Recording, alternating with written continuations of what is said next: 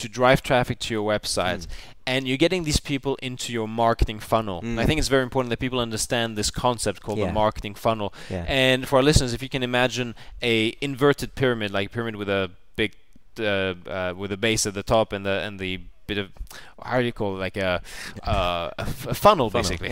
It looks like a funnel, actually. Inverted pyramid funnel. So you're driving all of this traffic into this funnel at the top, and maybe you're giving something away for free, like one of your free guitar lessons. But then you're upselling them at higher and higher price point products. Now remember this. Ben here has this marketplace, people who want to learn to play guitar. Now, some people want to just listen to something or watch something, they're more visual, they want to watch a video, they want to watch a DVD. Some people want to get the DVD at home and listen and watch it repeatedly in their own time. Some people want a tutor to be there and show them in person what they're doing right, what they're doing wrong. So, but the outcome is always for them to play the guitar. That's the outcome. That's what you want to help them do. So it sometimes takes a range of offerings and products to get your clients, to get the people on your mailing list to actually achieve their outcome. So you need to cater to that and offer different products at different price points. And that's another reason why you want to have them on your mailing list, so you can offer them repeatedly. You send them emails basically about these upsell products as well. Because you're putting in all this effort to have them on your mailing list, to have them on your website, to maybe sell a $12, $47 product. But you might as well, since you're selling them $47 product, you might as well sell them something at $100, $200, maybe $97. $197, $497, etc. It just makes much better commercial sense. You want to repeat customers or clients as opposed to one-time customers. So very important doing this lead generation through YouTube and obviously capturing their email address when they come onto your website. Oh, that's number one. Isn't that is very, very important. There's a few other things that are important about success on the internet and with your website. Since we're talking about the website, just very quickly, Ben, because we talked about how you've got to find the market, create the product, create the buying environment or website, and then do the traffic generation. We kind of skipped step 3. We went straight into YouTube and traffic generation. Creating the buying environment, creating the website. Let's touch upon this for a second, and then we'll go back to how you're making money from YouTube. You're creating this website. What do you recommend? If somebody says, okay, I want to get into internet marketing, and how do I create a website? What do you recommend they do? What are the different options? Okay, this is the bit where we've got to talk about copywriting and creating a sales copy page. But also the technical aspects of actually creating the HTTP code. Oh, I see. Actually creating the website. Okay.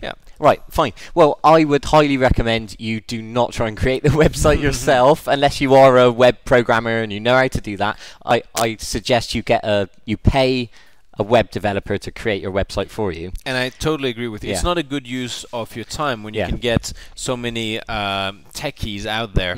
So we're talking about creating a website, because that's we talked about the different steps, the 4 steps of internet marketing. Find your market, create the product, 3, create the website or buying environment, and 4, do the traffic generation. You're doing the traffic generation very clever ways through YouTube. But about creating this website, this buying environment, we call it the buying environment because technically before you used to have to create a shop, build a shop, build an arena, someplace where people would go to buy. Now the buying environment is a website. So you're creating this website. What is your advice to people about building a website? First of all, should they do it themselves? Should they learn everything about HTML code and programming and build a website themselves? Absolutely not. I got a plain and simple answer. Well, let me tell you what I do. I get my websites built by an Indian IT company because they're a lot cheaper than if I were to pay a British IT company to do it. So where did I find this Indian IT company? There's a website called Elance. So elance.com, right? Elance.com. Okay. So what you do, you go onto Elance and you can put your project on there. So you say, I want a website to be built. It's going to be very simple. It's basically just a name capture page and a sales page, and it's going to sell my downloadable product. I need someone to build this for me. How much?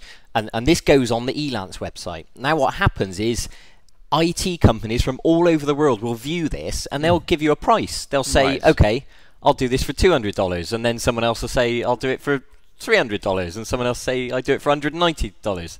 And you look at them and you choose one, and they build it for you. So they're bidding against each other to get your work. Yeah, yeah. Fantastic. Exactly. So they bid each other down, in fact. How much have you had to pay for a website? The last one I had built was $450.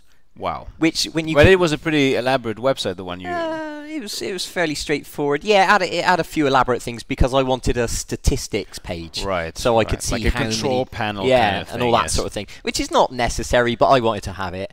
But the exciting thing is when you compare that amount of money to the earning potential of your web business, it's going to be making that every... I mean, you spend $450, right, on this website, and you're making how much per day now? $160, I think, per day? Off of that one, let me see, $160, $200 today. Yeah, exactly. So that investment of $450 will have repaid itself within 2 days, 3 days. How much do you make per day from that website now? From the PUA one, just a little under $200.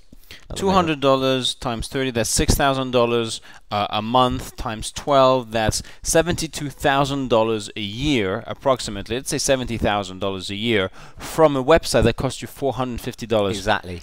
My first website 3 years ago, May 2004, I launched it for £250. Wow, there we go. It was the last money that I had left. Yeah. I was broke, practically homeless at the time. £250. That first month it made me $10,000. It made me $10,000 on average for quite a few months from that. Right. $10,000 from broke to $10,000 a month from a £250 website. Try and beat that. That is the leverage you can have. Exactly. £250, $450. It's not much in the grand scheme of things. Exactly. And what do we have? We have an actual business. Yeah. A web business is an actual business. Yeah. You could say if you have something that makes a profit of $70,000 a month.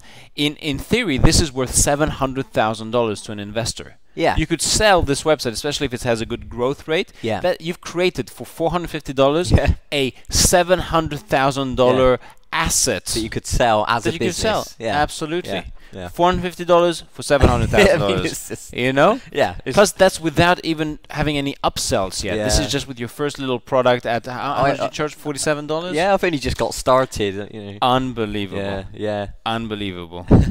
How long did it take between you launching it and making about $160, $200 a day? Oh, practically instantly. Practically instantly. How long did it take you from starting thinking about building the website to actually having your first sale? 2 weeks. 2 weeks. Yeah. Amazing. Yeah. Amazing. And you're how old? 24. Get out of here. Yeah. Actually, no. You know, I started my first ebook website when I was 24 years old as well. All right. I was 24 years old. Cool. Well, I feel like I have to keep